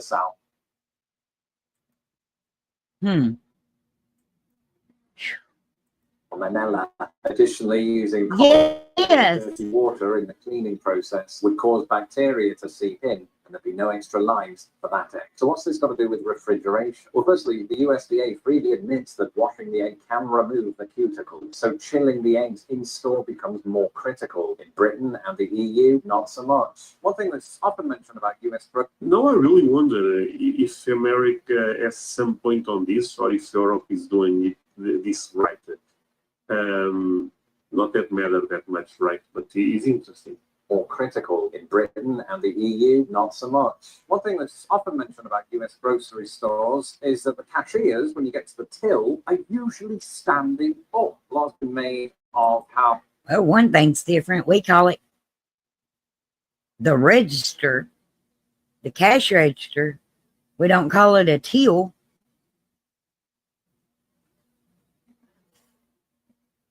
I mean, we till a garden. Why are they calling it a till? I've got questions. Oh, this is not great. Wait, standing up? That also happens here in certain supermarkets, actually, but most people are sitting on a chair. For your physical well-being and all of that. We're not used to this in Britain, where they are sitting. Yeah, this is very Cambridge. On a stool, and as somebody who has just rubbish knees, I can completely empathize. On the other hand, That would be nice. Now, I've worked a time or two in retail, y'all. We had to stand at them cash registers. Don't matter if your back was hurting or not, you still had to stand. arguments in favor of this, usually by those that own the stores, seem to be that standing up looks more professional and that it gives the cashier more range of movement, which, as I'm demonstrating here, is obviously true. And I take back. Okay, that point is true. The more professional, I don't know, but that point. The corporate people, some call it a till, some calls it a checkout. See, I am learning tonight, because when I hear the word till, I think of like a till in our garden, but which I know they call their yard their garden. So I wonder what they call their garden. If they call their yard their garden, if anybody from Europe watches this video, please let me know. I know we got some that watch, Coco's Crystal. If you call your yard your garden, what do you call your garden? That's my question. It's totally true. Back everything I said in the previous scene. Let me know in the comments what you think. Should cashiers be able to sit like they do in Europe? Or should Absolutely. they stand like true patriots? Of course, increasingly, Honestly, I like them sitting because at the end of the day, it's a difficult job and maybe a mix, but staying all the time can be a bit tough. both countries are adopting self-checkouts. Chicago's Jewel Osco is no exception and well practiced in this. In fact, self-checkouts are, I think, amazing because you don't have to. So when self-checkouts end up appearing in Mufflet, Yeah, with that wacky looking thing called a tiller with two weird looking wheels. Yes. See, maybe I should go there every now and then, but I just cannot justify having to bring my own bags and putting a quarter in to get my buggy. I was the biggest hater. I thought, oh no, I don't like this technology, really. No, I kind of like it because it's quite. Okay, I've got an opinion on this. Sure, everybody has this too, but these self-checkouts, every time I'm going through one of those, I want to know where my check is. I mean, really. Now, I am one of those gals that don't like shopping. I do not. I would rather take a beating than go to a grocery store.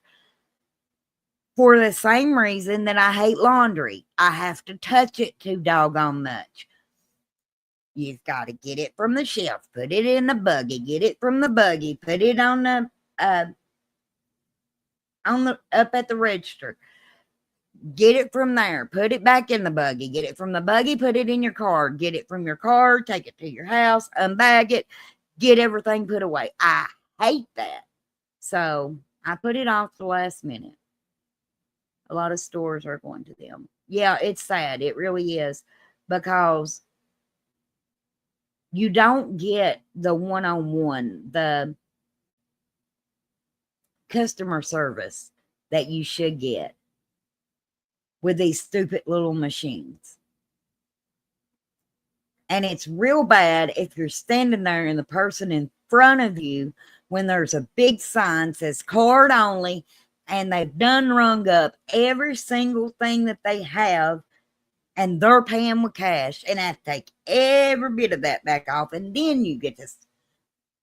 Yeah, that's happened. Sorry, I got on a rant, but I hate them.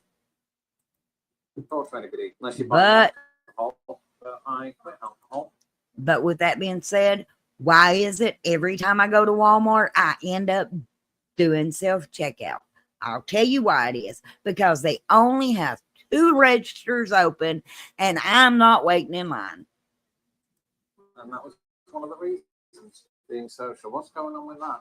I'm not sure if this happens in America. The problem is the self-checkout. At least the machines here, if you know what I say, machine do your job. A lot of times those machines don't do the job. They send you a message saying you need to wait for assistance. And then someone comes and helps you because there was some weird problem. That's the worst thing. No ends. Well, I used to be good at it. Yeah, I did it. We did it. That's good. Old Bay seasoning.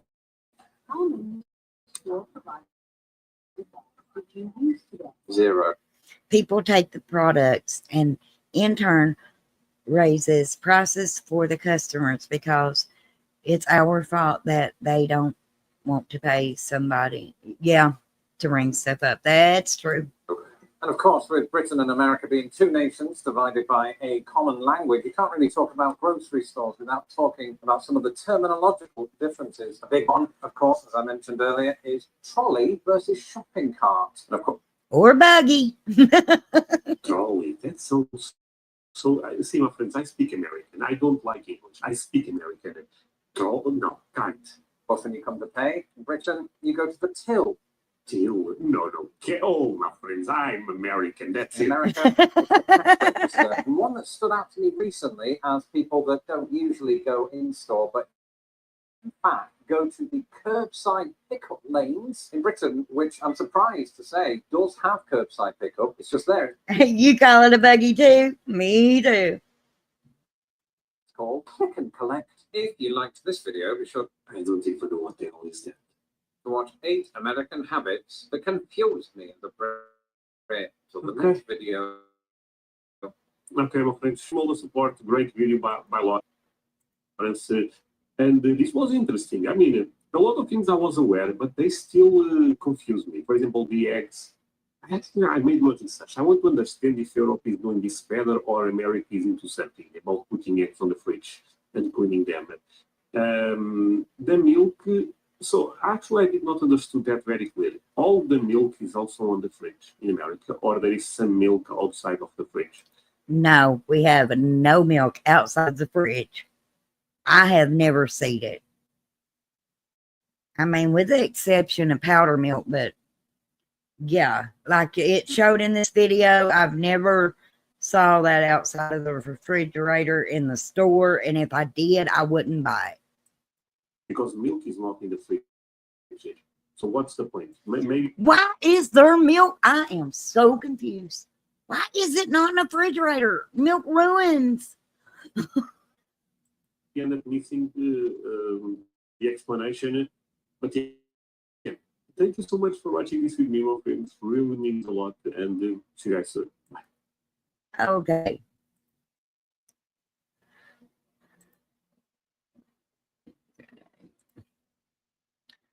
I hope y'all like that. A little something different.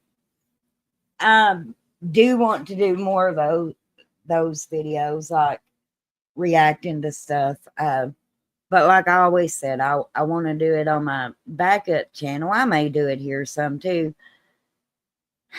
To be honest with y'all, I'm kind of been in a limbo on the way I want Cold Case Crystal to go. And I don't think I have to go into detail on why on that. It gets very chaotic sometimes in the true crime community, and I'm not into chaos, point blank. But like I said, when I want to step away from all that chaos, which is like most of the time, it's these reaction channels that I watch because they're hilarious. All 3 of them, the link is in the description of this video. Check them out. They're hilarious. But if y'all like videos like this, let me know in the comments. That's why I don't buy muscle milk. It has milk on it. And what? Let me see. Sorry, I ain't got my glasses on. That's why I don't buy muscle milk. It has milk on it, and it's not right to me. Me either. Exactly, it is. It's like a soap opera, true crime is anymore, and I'm not into all that. I've been trying to figure out really how to do it. I don't want to have so many channels that I can't keep up with them. And right now I'm really been slacking on reviewing books. A big reason for that though, y'all, is they are really, really tightening down on being able to review stuff like that now. I'm sure if you watch reaction channels like these music reactors, they've been hit all week because I think it's MGM. Anyways, one of these music distributors is buying up like copyrights and going through and striking them. And I see where there was a few books that had been read kind of the way I had, the third channel had been struck. So I'm having to rethink it. Yeah, there's not enough time in the day. I love covering code cases, but I like doing stuff like this too. And I like our Saturday YouTuber Survivor House where we play the game. And in all honesty, when I came on this platform with Code Case Crystal, it was to cover my uncle's case. And I like covering code cases. I like bringing awareness to it. I'm just not so sure. I don't even know if that's a majority of the people want to watch drama. I mean, I don't even know how to sugarcoat that. A lot of people, when you get on here and you cover a code case, they don't want to watch that. They don't. And they prove that they don't care about these cases because they don't watch them. Whether it's my channel or somebody else's. When somebody's not doing drama, you're not in there supporting that channel, in my opinion. But you're all up in these drama channels, then that is where your passion lies. And I don't know any other way to put that. That's how I feel about it. It's something I've been struggling with. And like I said, I really don't know what direction I want to go with Code Case Crystal. I'm passionate about the cases, but I also like reviewing stuff. I also like this. I ain't talking about other creators. I'm talking about stuff that, well, like we just reviewed. Stuff we can chill and laugh and learn all at the same time. I like doing the game. I do. So, like I said, I really don't know what direction this channel is going to go in. It's something I've been battling, and I enjoy doing stuff like this.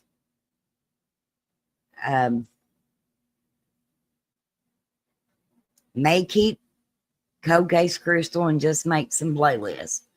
People can watch me when I'm doing whatever they enjoy. That'll be their own choice. I will soon be AWOL for a bit here soon, but I will try to catch the replay when I can. I completely understand, Flies, I do, and I'm praying for you, honey.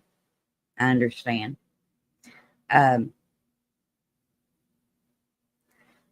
also pray for me because, like I said, I've been backwards and forward about what to do with this channel. What do I want to do with it? And like I said, I love the code cases. I like covering those. I'll always cover code cases when it's brought to my attention. But as far as the true crime sector goes, I just don't know. A breath of fresh air. Yeah, it is a breath of fresh air. Sunday night, I am going to be doing a live. And it's with a local creator. It's a husband and wife. It's the Big Bear family. They do kind of like vlogging. I originally found their channel because, as most of you know, my daughter is building out one of those tiny homes, those cabins. And I was looking at people that had did that, and it came up a hoodie and Crowbar. Thank you for joining us, honey. But that's how I found their channel. They had been building their own home like that. And Sunday, we're going to do a urban legend, ghost stories, and story time.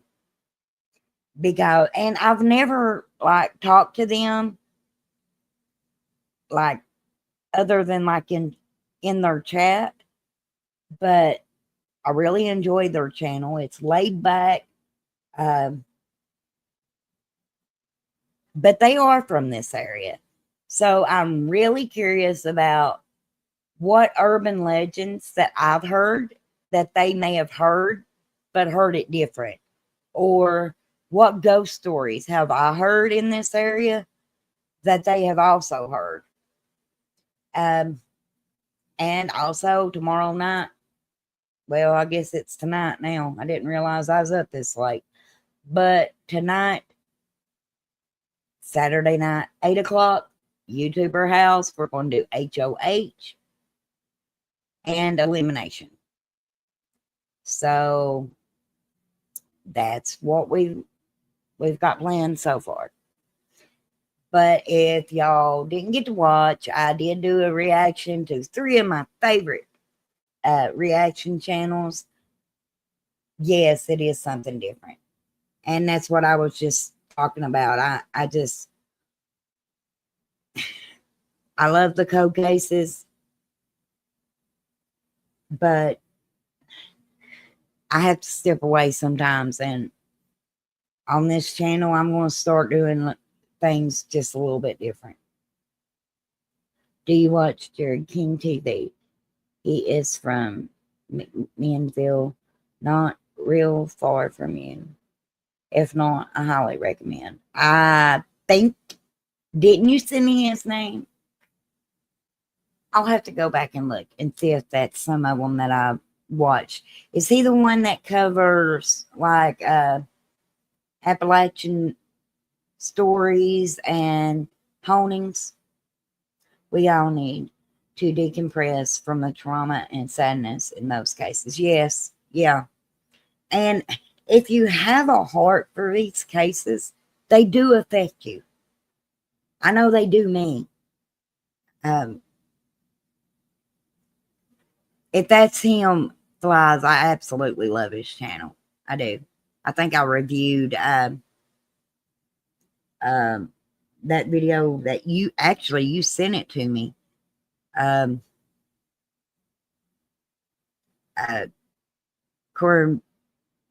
What's the name? Cordelia Warren. But yeah, that's it. That's the channel. Yeah, I love his channel. Which there's some things on his channel I would like to review too. Jared has prayer meetings. Oh, really? I didn't know that. That's awesome. But I guess with that being said, it takes zero effort to be a good human being. And bear with me while I do things just a little bit different on this channel. I'm not abandoning Cold Case Crystal at all. Sometimes I just have to step away, though. But stepping away doesn't mean I'm completely stepping out. But true crime in general sometimes is a bit much. Prayer meetings, ghost stories, and stories of old times. Oh, now I can get down with a channel that does that. I really can. Like I said, these channels, their link is in the description. If you don't care, go give them a like. They're hilarious. I mean, really, they are. And there is times that they actually review each other, okay? And I think every one of them made peanut butter and jelly sandwiches, and that was hilarious. But now that's some of my favorite ones is them reviewing each other. And with with Lewis, he covers a broad section of stuff like foods, and you should see him react to them. because it's stuff that we see every day, like fried chicken and gravy and biscuits and stuff like that. And he's in awe by it. So it kind of makes me wonder what the food's like over there. But I mean, we learn together, don't we?